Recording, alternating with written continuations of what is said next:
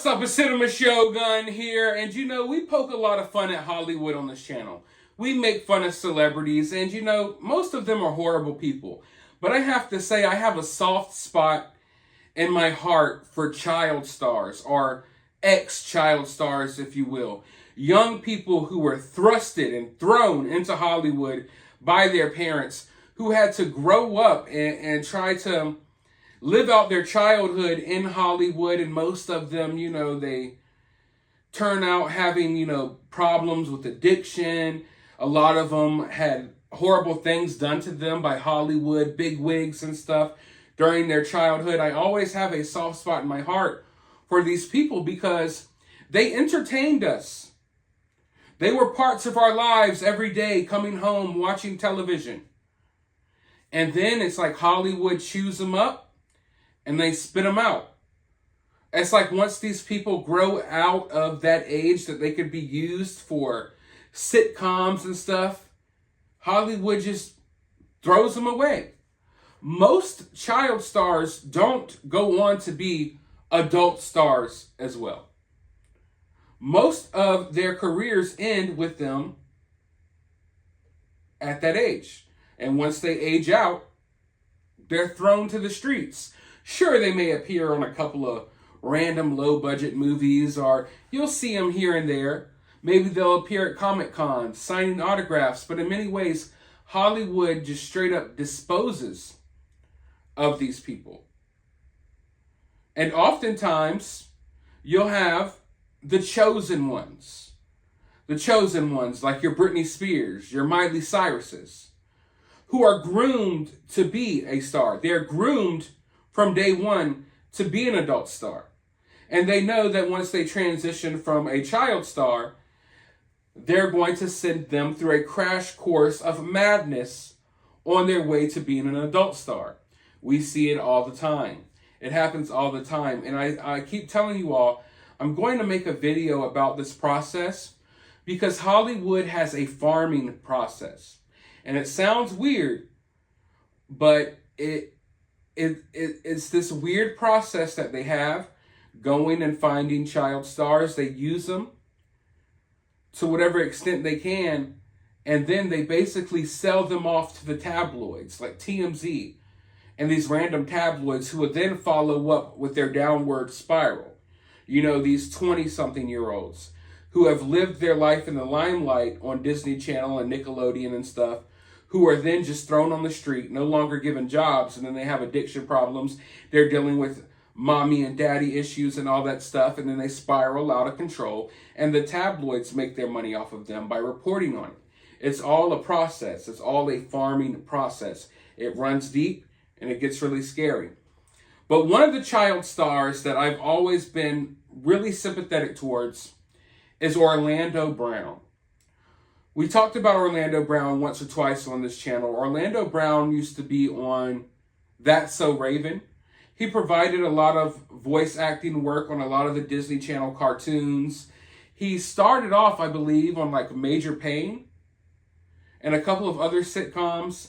I'm not going to go through his whole career, but if you were a 90s kid, 2000s kid, you knew of Orlando Brown. Even if you didn't know who he was, you have seen him or heard him in the shows that you watched.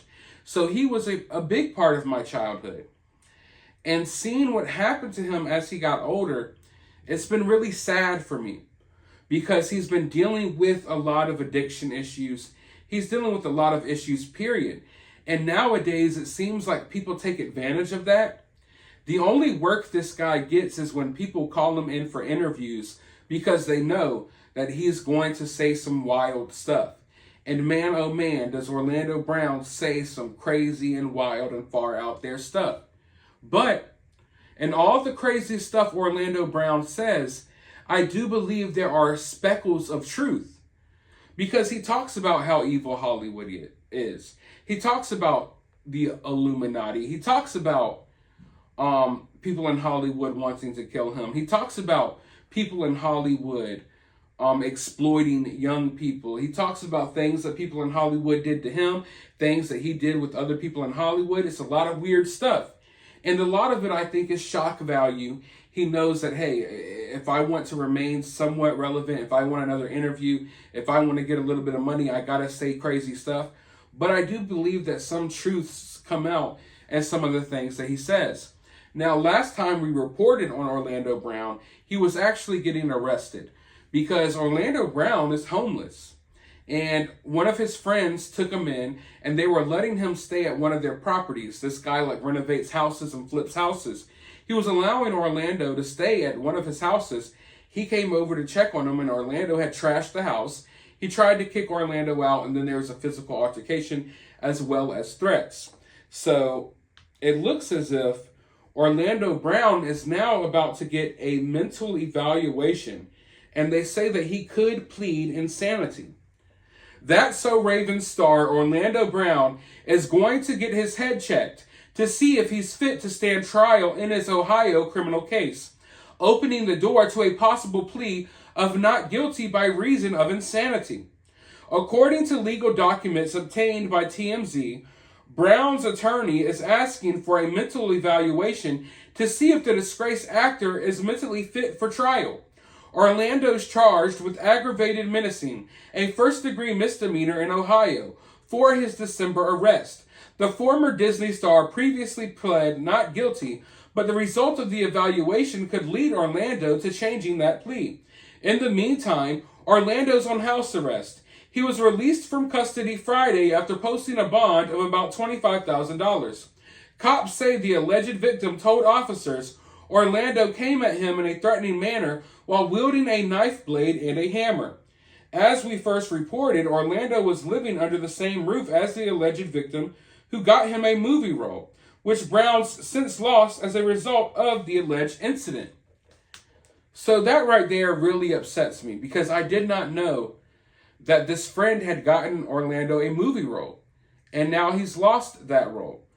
Orlando Brown is an extremely talented young man, or I guess you can't call him a young man anymore, he's older than me, but he was extremely talented. And to see the route that he went down is heartbreaking. And it all started because I believe Orlando Brown was, I don't want to throw out the exact age, but I know he was over the age of 18. And he got pulled over with a little bag of weed. Disney Channel immediately dropped him. When that happened, Disney Channel immediately dropped Orlando Brown. They cut all ties with Orlando Brown. But not just that, they blacklisted him in Hollywood. So they basically blocked him from getting future roles in other television shows and movies. And there's this weird thing that goes on when you sign these contracts with Disney. A lot of these young individuals are signing, we'll get into the specifics maybe in a future video, but almost something like a lifelong contract. Like you sign a contract as a child and you work for Disney up until God knows when. And that's why a lot of these people never go on to really do too much else, but they'll star in random Disney stuff, or they'll be Disney voice actors and stuff like that. It's because once you get in with Disney, the only way out is through humiliation and cancellation, almost, for a lot of these young individuals, at least the way their contracts and stuff were structured back then. But it's weird though, because Disney promotes all types of wild stuff these days. Maybe not so much back then when they got rid of Orlando Brown, but Disney's true colors have shown. You know what I mean? They support a lot of weird and wild stuff. Yet they fire Orlando Brown for some weed. They have plenty of pedos, plenty of chomos working for them. They actively try to fight for certain bills to be passed so horrible things can be done to kids, so teachers could talk to kids about weird stuff they have no business talking to them about. They support all types of stuff like that, but because Orlando Brown got caught with a dime bag of weed, they got rid of him altogether. And the reality is, Orlando Brown was aging out. He was no longer going to be the age that they could use for their little Disney Channel sitcoms and high school shows and middle school shows. So they straight up took him out, threw him out there to the dogs. And now look at what happened to him.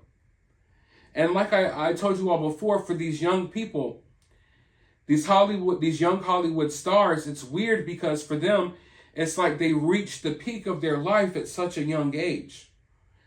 Me and a lot of you all, we're still reaching for the peaks of our life. We're still trying to progress. We're still trying to get better. We're still trying to reach new heights in life. For a lot of these child stars, you're on top of the world. You're 8, 9, 10, 11 years old and you're on top of the world. And then by the time you turn 19 or 20, no one cares about you anymore at all. You can no longer get jobs, nothing. And it's like they peak at such a young age. And by the time they're adults, they're left wondering what they're really striving for because they've already reached the highest of heights. And it feels weird for grown people who can't reach the same levels that they've reached as a child. And that messes with these people mentally. Not to mention, there are also a lot of weirdos in Hollywood that do weird things to these kids. But knowing that he's getting a mental evaluation, I guess that could be a good thing or a bad thing. I don't know what's going to happen to him going forward. If he takes the insanity plea, will he be thrown into a mental hospital? What's going to come of this? I don't know. I will follow up on this story and let you all know and keep you posted. Let me know your thoughts about this down in the comment section. While you're down there, hit the thumbs up button, hit the subscribe button, ring that notification bell. And I'll talk to you all in the next video.